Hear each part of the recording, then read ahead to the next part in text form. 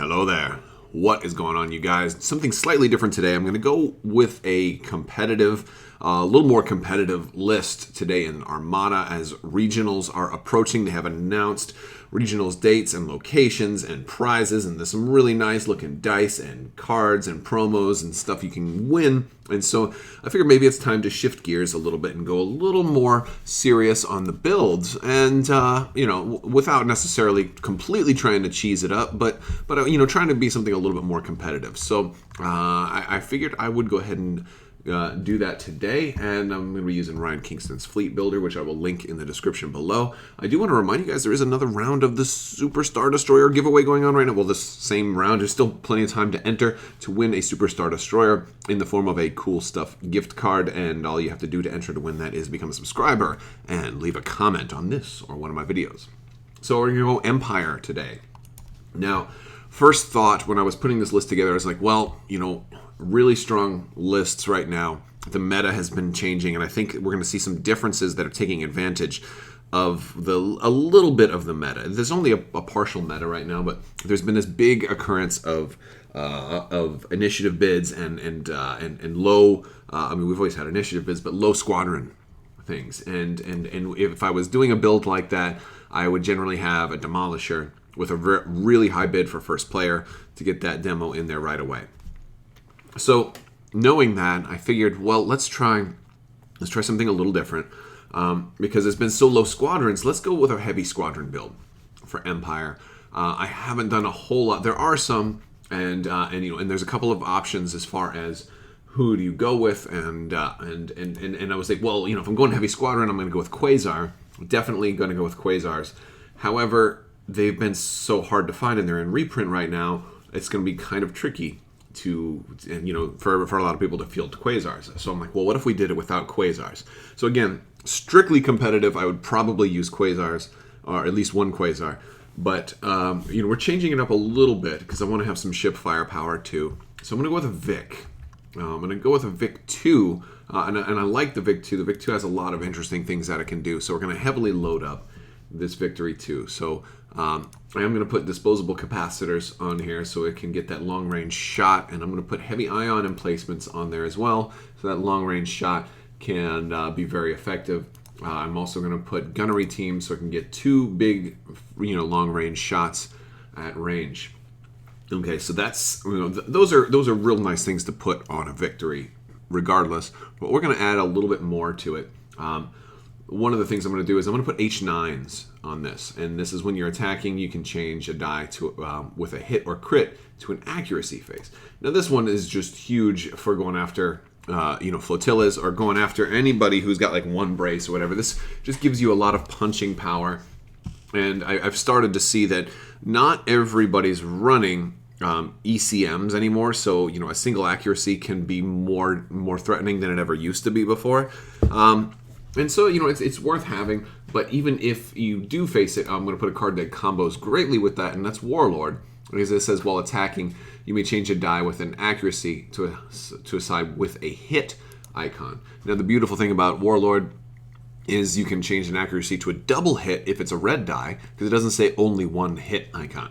But the other thing that's great about this is this means that if you're doing anti-squadron attack, you have so much flexibility, because both of these are while attacking cards. The H9 and the Warlord are both while attacking cards, so they're very, very multi-use-able. Now the Victory only has one anti-squadron die, but this could guarantee that every single squadron you attack is a hit. Why is that important? Well, first off, it's nice to have, especially with gunnery teams. So if we only have one ship in our front side, we can shoot the ship, and then we can also do an anti-squadron attack. Really get a lot of use out of H9s and Warlord. But I'm also going to add Callus as our officer. Now, Callus is going to really make this guy a squadron threat. Again, if they just bring a whole bunch of TIE fighters against this ship, well, that's not a problem, because we're going to be able to just go, boom, everybody takes one. Or if we can line up double arc on everybody, they're going to guarantee to take two. Unless they have evade or scatter rather. But Callus is going to give us a lot of work there. And so against names, we can either guarantee that there's one, or this gives us a lot of flexibility to make sure that there's two And so we can do a lot with Callus. You might even want to add another blue, so you kind of roll your first die first, depending on what it is. Decide what other color to roll, because this Vic can guarantee that a blue ends up however you want it to end up. So Callus gives you a lot of flexibility there. I really like this as a overall anti-squadron threat, because the squadrons I'm going to bring are going to hope that you don't have that much of a squadron threat to counter them, and this is going to be one of those things that helps my squadrons beat your squadrons, so that my squadrons are the last ones standing. This is one of those times where I'm actually going to do the squadrons first, before the rest of the ships, because I'm going to add a decent number of squadrons. So I know these are hard to get also, but I'm going to go with 4 TIE bombers. That's 2 packs worth. I know a lot of people who've been playing for a while have these, but a lot of new players don't. So you could probably swap these for 2 defenders instead of the 4 TIE bombers. The price, the price is similar. I am going to add a defender, a generic defender, and I'm going to also put Merrick Steel in there. Merrick Steel is just amazing, and these are more readily available. Again, if you don't have the TIE bombers, you can probably put a couple of defenders in there. You'll have less overall squadrons, but still good ships. Now, since I have Merrick Steel, I do want to add Colonel Jendon. He's just all around really, really good. He will give me the extra range with relay, but he'll also give me the ability to make Merrick Steel attack twice, or even against other squadrons, a defender to attack twice if it needs to be that way. So that's really, really strong. We do, just in case, I'll put Dengar in there. Dengar will be nice. Also, pretty nice against just about whatever we need to have it in there. But we'll kind of want to play Dengar kind of safe, kind of farther back. You can swap Dengar for a generic jump master if you need to, and save up a little points. There's some flexibility here, but that's what I am going with. And and then we're going to add so we have a little more squadron presence. We're going to add 2 more generic TIE fighters, and they are they're just there to fill us out. So we're at 129. So this build right now has 2, 3, 4, 5, 6, 7, 8, 9, 10. So 10 squadrons is a pretty good amount. Again, you can squeeze a little more if you want to go without some of the named pilots. You could drop Dengar perhaps and get a little bit more. But 10 is a real good amount, especially with us being able to hopefully clear out the enemy squadrons without too much difficulty. So how are we going to do that? Another thing that I'm going to add is I'm going to add. Where is he? A Raider. But we're going to go with the Raider 1. I know Raider 2s have been very, very popular lately because of disposable capacitors, and I get that. But the Raider 1 is extra insurance against a really heavy squadron build, maybe something very similar. Or, I think we're very likely to see a lot of Admiral Sloan lists. So the Raider 1 is going to have the Instigator title. And both titles can definitely work against squadrons, but the Instigator is going to just kind of allow me to move and get in there and say like, no, you guys are stuck. You have to stay here, even if you have grit. And so I like that. Intel isn't even going to work because the Intel is not going to be able to make a ship have heavy. So I mean, it's just he's going to need to say, stay there, stay put long enough for me to attack you. Oh, and by the way, I've got flechette torpedoes. So now when I'm attacking, and you can only have so many squadrons go. Even if I'm second player, how many squadrons are you really going to be able to make move before I can, activate this guy and toggle off all of your squadrons? And we'll give him ordnance experts for that. So really, he's going to be able to toggle off squadrons quite a bit. And this guy isn't a purely anti-squadron force. The thing is, it's good. Like if I face somebody who doesn't have squadrons, I've got so many squadrons here that I'm going to be able to wreck face with them. So, So this guy is multi-purpose. Plus, he's got ordnance experts and black dice. Anyway, so he's still a damage dealer. But again, a raider can die pretty quickly. So to help him stay alive, to shut down squadrons, I'm going to give him Captain Brunson. That'll be real nice against, like a Merrick Steele who's throwing a black die that they can turn, or rather, not a black die, but a TIE bomber that turns a black die up there, or a Darth Vader who gives you a black die with a hit and a crit, or a bomber getting lucky, and you can cancel 2 damage that way, and or a red die that's coming in. Maybe they get 2 doubles, and you can evade one and have to use Brunson on the other. Brunson's just really, really good, and I like her. I like her on a raider. It works that way. All right, so we do need more ships and activations, though, to activate all these squadrons. And so we're going to go with Gozantes. So we're going to have a little bit low ship firepower. So we're really relying kind of heavily on these squadrons. And that's, and that could be risky. But I'm going to give one of them Bomber Command Center, which is going to help because we do have a lot of bombers. We've got those TIE Defenders, and we've got 4 TIE Bombers. So definitely going to need some Bomber Command Center action. That's definitely a must-have. And then we're going to go with Commsnet on the other one to be a general support. Gozanti, passing tokens, maybe squadron tokens, maybe engineering tokens, because I think we're going to want to make sure that we can keep, like our victory alive, and especially for if enemy squadrons do come in and try to make a run at my flagship, because the victory is going to be the flagship, that we can shut them down. So now, who do we use as a commander in this case? Initially, for a serious list, I was thinking Sloane is a great option, and she is a great option, but I think the squadrons that I'm working with aren't perfectly ideal for her. She's kind of wants more, more blue stuff, because the bombers don't have the accuracy. They're not going to be able to roll an accuracy symbol, and I've got Bomber Command to give my squadrons the rerolls that they're going to need. Although I do have 2 regular TIE fighters, Sloane could work, but I just don't think I want to go with a Sloane. I'm kind of going the anti-Sloane, showing that these bombers that haven't really seen that much play in my area ever since the Reimer nerf. And also, you could make a total use case for Reimer in here. I just don't know if it's going to be really as crucial. But I just don't think we need Sloane for this list. So I think one of the biggest risks that you're going to count, and I think Jerjerrod could work with the victory, but I think I'm going to go with Thrawn. That's going to put me at exactly 400 points. And Thrawn is going to do a couple of things. I have 4 ships, which is pretty good. Thrawn's going to give me 2 commands on each of them. And, we're probably not going to be fighting the first turn, so I probably won't need Thrawn on turn 1.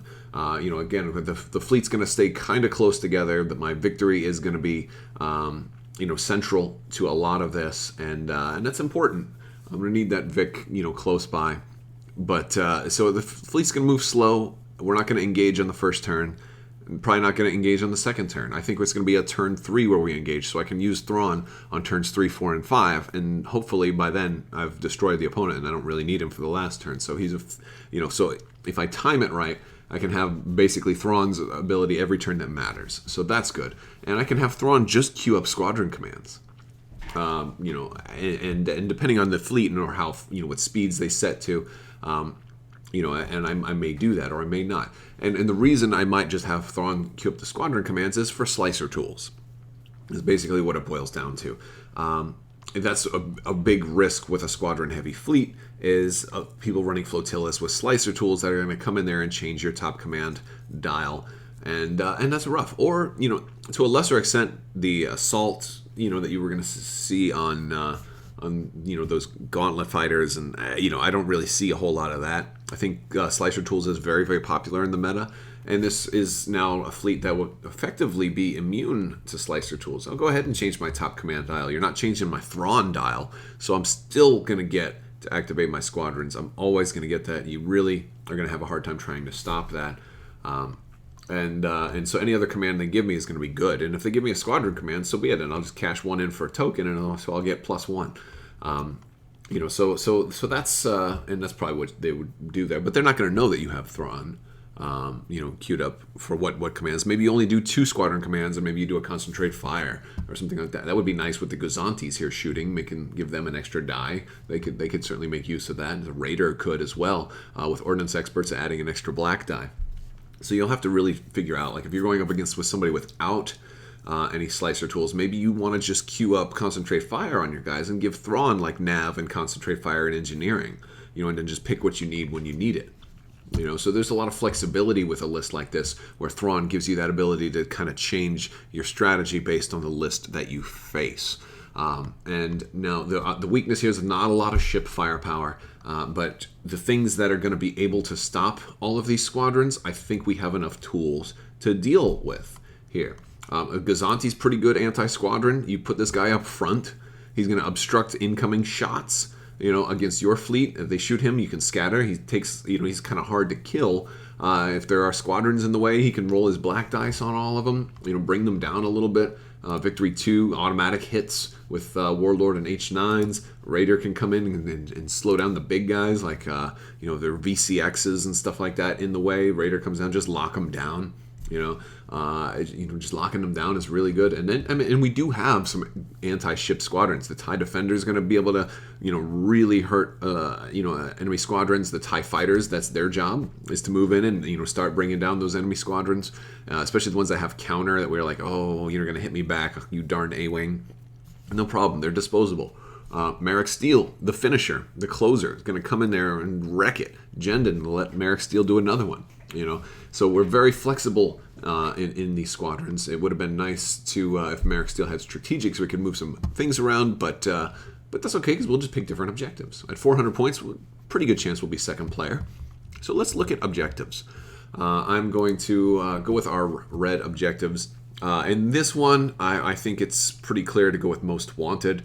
I like Most Wanted. It's going to give me it can be a guaranteed win. Because you're going to get extra dice on their objective ship. Obviously, I'm going to put it on my Commsnet Gazanti, and in this case, I wouldn't fly that Gazanti up front. I'll keep him in the back, make you kind of, have to put him equidistant. So I really make you kind of choose, and maybe you split your fire. But Most Wanted is great because it's going to let me pick a ship that I can kill, and I can just spend the whole game just trying to kill one ship. With this many squadrons, I should be able to dedicate to kill one ship and make it happen. And it doesn't matter that you'll move first because the squadrons are going to be flexible enough that they can get around. I mean, those TIE bombers are speed 4. The Empire has got a lot of stuff to increase the speed of its squadrons, but it doesn't really need it. And those TIE bombers are just great. And then I've got Jendon in case something potentially gets out of range. Jendon will help put things back in range. Or extend the range just a little bit. All right, for our yellow, I had a tough time going with yellow. And I think there were a lot of different options that would have been good. I always like Planetary Ion Cannon because it does nothing at all for my opponent. But in this case, I just didn't think it was going to work. So I actually went with Contested Outpost on this one. There's a risk on this one in case I face an interdictor. They can pull that outpost closer to them. That is a definite risk. And so I usually like objectives like that when I have an interdictor of my own. However, what I really like in this case about Contested Outpost is that it's going to allow me to dictate where the battle is going to take place. And that's especially important because my biggest gun here is a Victory 2, and its max speed is 2. And I don't have Jerjerrod. Right, and I was really thinking about Jerjerrod, but the problem is he's not as good on the Raider and the Gazantes. They don't really need Jerjerrod, so I'd be adding Jerjerrod just for a Vic 2. And I figure a close compromise is Thrawn, because now I can afford to nav, get an extra yaw that way, and I don't have, and I'm still getting my squadron commands. So I figured Thrawn was a pretty good. He gives me half of what Jerjerrod gives me, because I'm free to nav all I want. And I don't have to take a damage to do so. Plus, I get Thrawn's benefit for all my other ships. So I just figured he was the better option. But to galvanize that and make it work, Contested Outpost allows me to point that victory at the outpost. I know you have to come in that way if you want to get victory points. So I figure it means I'm not going to have to maneuver as much. So I like that. I like that a lot. And then the navigation, since we do have a slow ship, I want to be able to point my victory where I think the battle's going to take place. It's really going to help me out if I know exactly where you are going. So I'm going to go with Solar Corona. Solar Corona is definitely going to be better. I mean, granted, superior positions could totally work here. With all of the squadrons that I have, maybe that's even better because I'm going, yeah, I will go with superior positions because I can totally farm squadrons that way. And oh, did you want to have your squadrons come attack the rear of my victory? No problem, because I will just kill them all with Warlord and H9s. No problem there. So that's probably the better one than Solar Corona. Solar Corona still works good because you've got Gazantes and you've got stuff that you really don't want them to have accuracy on. So superior position, Solar Corona is good for that, but superior positions is the better choice in this particular case. So that is the list, guys. Regionals are coming up. It's about to get real competitive, and Armada is still doing quite well. So keep it up. We're going to have reprints hopefully sooner rather than later. And hopefully they'll be just in time for a Superstar Destroyer to kind of revitalize the game a little more and revitalize the community. And some people who have kind of taken a break as X-Wing 2.0 is launched and Clone Wars announcements have been coming out for other games. And just looks really cool. So that's all I got for you guys for today, guys. I want to thank you so much for watching. If you like this video, go ahead and give it a thumbs up. Let me know what you think down in the comments below. There's a little printout of everything. All right. But yeah, let me know what you think down in the comments below, guys. Check out Ryan Kingston's Fleet Builder. Donate to that site if you care to. It'll let you save all of your stuff. And you can save your lists. And it's just a great fleet builder. It's definitely my favorite fleet builder. I wish he would make fleet builders for every game, because I just like having that visual, like let me snatch this card, let me snatch this card, let me snatch this card. It's just really, really easy to use, and I love it. I will talk to you guys later, though. Have a wonderful weekend, and it's exciting here in Orlando. We're having regionals right down the road, so it's a very fun time. And charge on, go UCF Knights, win this weekend. All right, I'll talk to you guys later. Have a great day.